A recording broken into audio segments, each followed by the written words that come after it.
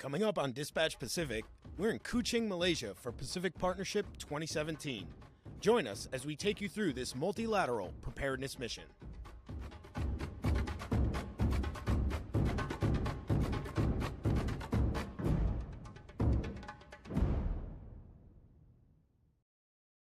I'm Petty Officer David Flewellyn. Behind me is Kuching on the island of Borneo. I'm here for the Malaysia phase of Pacific Partnership 2017. Born out of the devastation wrought by the 2004 tsunami that swept through parts of Asia, Pacific Partnership began as a military-led humanitarian response to a catastrophic natural disaster. The mission has evolved over time, though, focusing on regional resiliency through engineering and health engagements and knowledge exchanges, and has become the largest annual multilateral humanitarian assistance and disaster relief preparedness mission conducted in the Indo-Asia Pacific.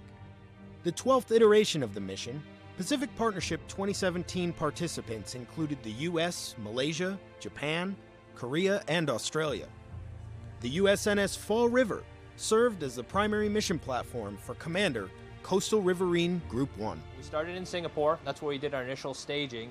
And then after that, we went to Sri Lanka, where we spent approximately 10 days in Hambantota. That, in fact, was the first mission for Pacific Partnership to Sri Lanka. I think it was a fantastic way to start this mission. Many great successes there. After that, it was a port visit in Myanmar.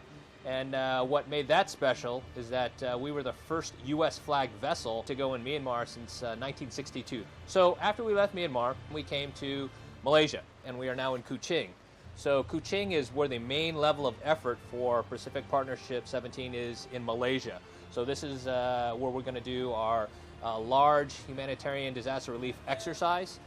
We also have significant medical engagement, engineering engagements here, and also community events. So it's pretty fantastic being here, and we're very busy, but it's a very worthwhile mission.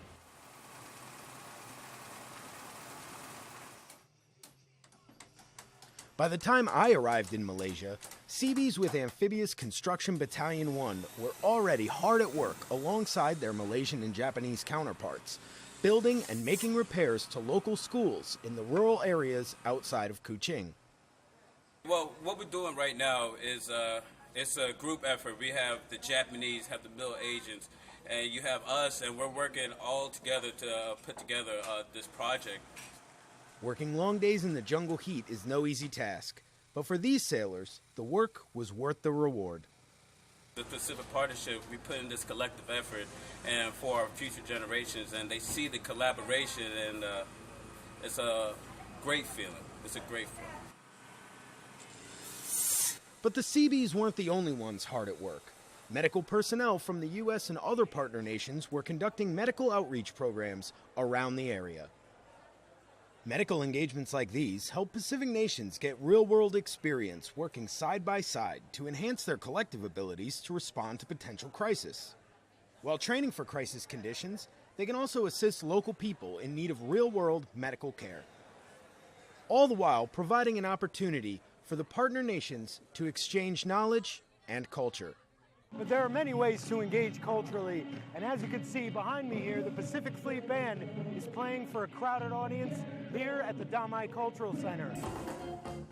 The Damai Cultural Center is a live entertainment complex popular with locals in the area.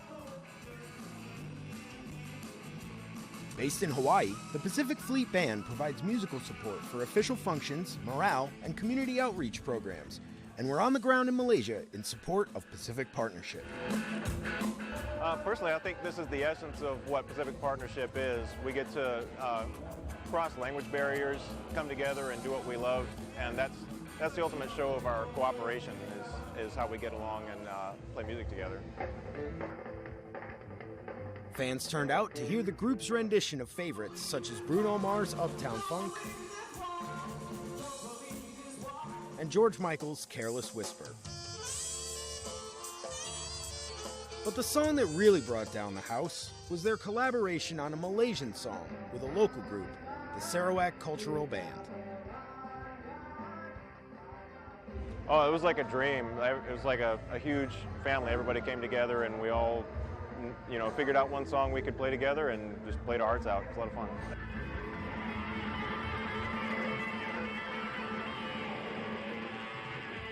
Music may be the universal language, but in sports, you can communicate without making a sound. I'm here at Echo Park outside Kuching with some of my new friends. Hi!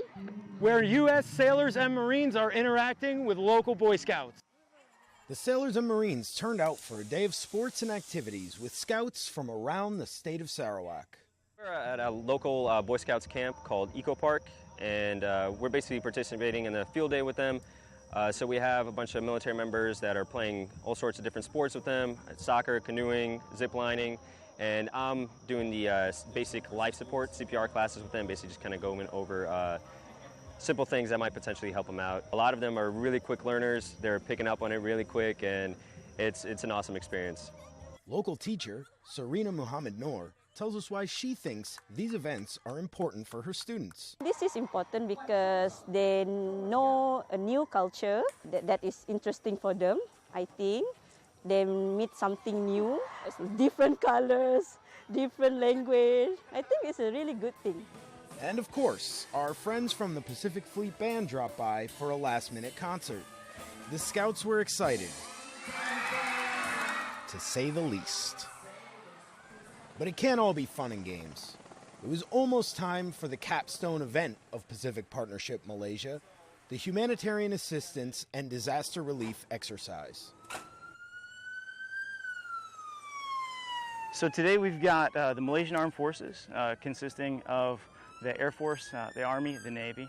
They also have civilian disaster response agencies. We've got Australian Defense Force.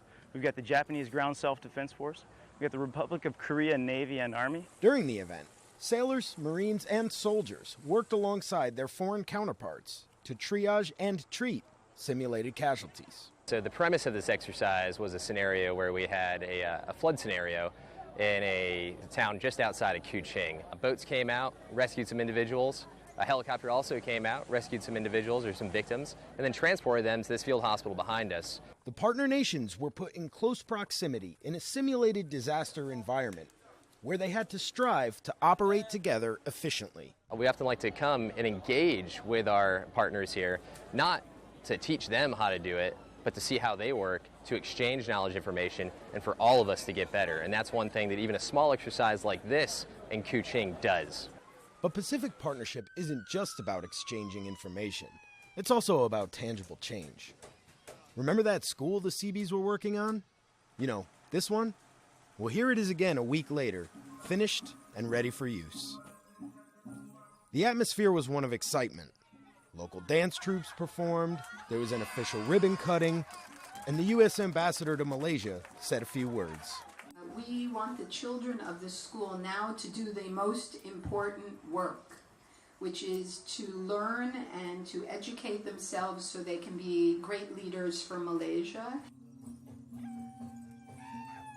Soon, the Pacific Partnership team was going to pack up and get back on board the Fall River, heading on to another stop in Malaysia and finally Vietnam. As my time in Malaysia drew to a close, the thing that stuck with me the most was the people I met. Throughout the training events, the engineering projects, and the community outreach, the highlight was watching new friendships form between people from all different parts of the world. After all, it's right there in the name, Pacific Partnership. And you can't have a partnership without people.